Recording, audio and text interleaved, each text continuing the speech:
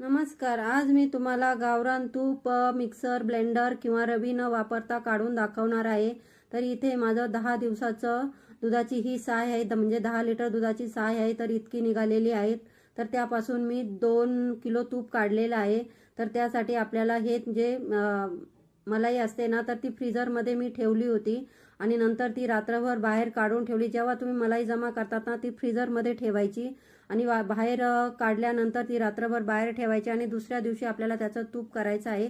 तर एका पातेल्यात मी ती मलाई सर्व काढून घेतली, गरम केली आणि त्यामध्ये एक खायचं पान आणि 2 वेलच्या टाकून आपलं असं तूप कढवून घेतलेलं आहे. तर मला हे तूप कढवायला कमीत कमी अर्धा तास लागलेला आहे. तर अशा प्रकारे हे आपलं झटपट असं गावरान तूप तयार झालेलं आहे. तर ही ट्रिक तुम्हाला कशी वाटली, झटपट होणारी, मला कमेंट करून नक्की कळवा. आणि चॅनलला सबस्क्राईब केलं नसेल तर प्लीज चॅनलला पटकन सबस्क्राईब करा. थँक्यू.